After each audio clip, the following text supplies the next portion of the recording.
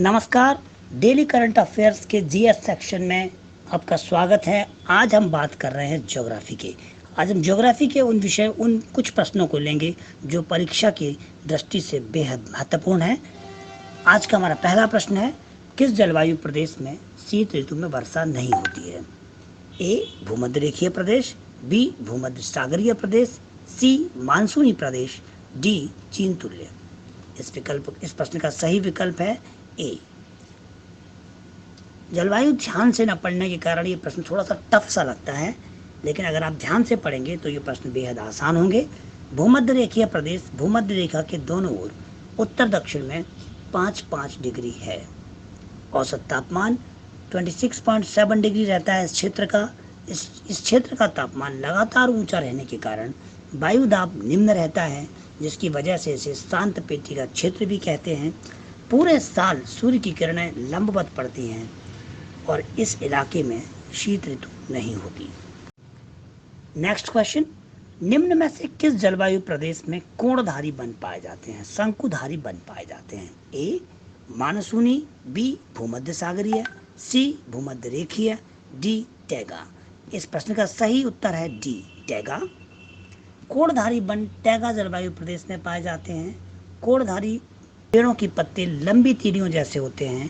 चीड़ यानी पाइनस और देवदार यानी कि सड्रस के पेड़ कोणधारी पेड़ों के प्रमुख उदाहरण हैं। और जो टैगा प्रदेश है वो टुंड्रा प्रदेश के नीचे का स्थान है। नेक्स्ट क्वेश्चन, विश्व में अंगूर की खेती, बागवानी, रेशम कीट पालन बहुत विकसित है। ए मानसूनी क्षेत्रों में, बी उष्णकटिबंधीय उच्च भूमि में, सी भूमध्य सागरीय क्षेत्रों में, डी पश्चिम समुद्र तटीय क्षेत्रों में। इस प्रश्न का सही उत्तर है सी यानी भूमध्य सागरीय क्षेत्रों में। अंगूर दरअसल एक फारसी शब्द है। इंग्लिश में ग्रेप्स और लैटिन में विटिस विनिफेरा से कहते हैं। यही कारण है कि हम अंगूर की खेती को विटिकल्चर कहते हैं। अंगूर की खेती भूमध्य सागरीय प्रदेशों में की जाती है, लेकिन हाल के दिनों में देखा गया है कि चीन ने अंगूर की खेती में अपना पहला स्थान बनाया है और दूसरे स्थान पर इटली है अंगूर के उत्पादन में। भारत में अंगूर उत्पादन में महाराष्ट्र का पहला स्थान है। नेक्स्ट क्वेश्चन, गोबी का मरुस्थल स्थित है? ए चीन में, बी पश्चिम अफ्रीका में, सी दक्षिण ऑस्ट्रेलिया में, डी दक्षिण अमेरिका में। इस प्रश्न का सही उत्तर है ए यानी चीन में। गोबी का मरुस्थल चीन और मंगोलिया में स्थित है। गोबी एक मंगोलियन शब्द है जिसका अर्थ होता है जल रहित भूमि। यह मरुस्थल ठंडा है यानी शीतोष्ण है। इस मरुस्थल का तापमान 0 से लेकर -40 डिग्री सेल्सियस तक होता है। इस मरुस्थल में बैक्टीरियन ऊंट पाया जाता है, जिसमें 2 कुबड़ पाए जाते हैं। और परीक्षा की दृष्टि से ये काफ़ी इम्पोर्टेंट हो सकता है, क्योंकि हाल के दिनों में इस तरह के प्रश्न जरूर पूछे गए हैं। जैव विविधता और जैव विविधता से जुड़े हुए सवाल और जलवायु प्रदेशों के सवाल लगातार आ रहे हैं। नेक्स्ट क्वेश्चन, ग्रेट विक्टोरियन मरुस्थल कहाँ स्थित है? ए भारत में, बी मिस्र में, सी ऑस्ट्रेलिया में, डी उत्तर पश्चिम अफ्रीका में। इस प्रश्न का सही उत्तर है सी यानी ऑस्ट्रेलिया में। ग्रेट विक्टोरियन डेजर्ट पश्चिम दक्षिण ऑस्ट्रेलिया में स्थित है। ऑस्ट्रेलिया में Great Sand Desert, Simpson Desert, Gibson Desert भी हैं। ऑस्ट्रेलिया को प्यासी भूमि का देश भी कहते हैं। इस देश के करीब 18% हिस्से पर मरुभूमियां हैं। नेक्स्ट क्वेश्चन, निम्न में से विश्व का सबसे ठंडा स्थान कौन सा है? ए ओटावा, बी सियाचिन, सी वर्खोयांस्क, डी हैलिफैक्स। इस प्रश्न का सही उत्तर है वर्खोयांस्क।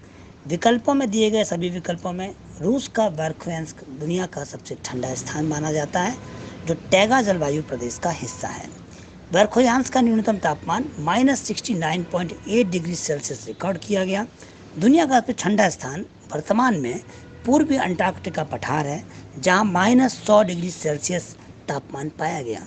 यह स्थान डोम फूजी और डोम एर्गस के बीच है। नेक्स्ट क्वेश्चन, पृथ्वी का सर्वाधिक शुष्क क्षेत्र है? ए अटकामा मरुस्थल, बी सहारा रेगिस्तान, सी गोबी का मरुस्थल, डी थार का रेगिस्तान। इस प्रश्न का सही उत्तर है ए यानी अटाकामा। यह प्रश्न अक्सर पूछा जाता है। अटाकामा मरुस्थल सर्वाधिक शुष्क मरुस्थल है। यह चिली में है, जो कि दक्षिण अमेरिका का देश है, और इस देश की राजधानी है सैंटियागो। यह मरुस्थल 1 लाख वर्ग किलोमीटर से ज़्यादा क्षेत्रफल का है। यहाँ लवड़ी चट्टानों की अधिकता पाई जाती है। इसका उत्तर दक्षिण विस्तार करीब 1000 किलोमीटर और पूर्व पश्चिम विस्तार लगभग 160 किलोमीटर है। नेक्स्ट क्वेश्चन, हरित क्रांति का जन्मदाता किसे माना जाता है? A. Norman Borlaug, B.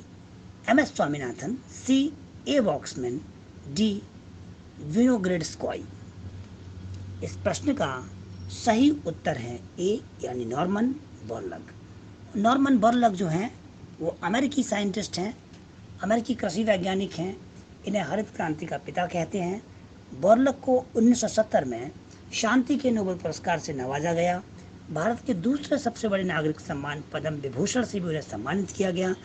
Bharat में हरित क्रांति लाने का श्रेय डॉक्टर एम.एस. स्वामीनाथन को जाता है।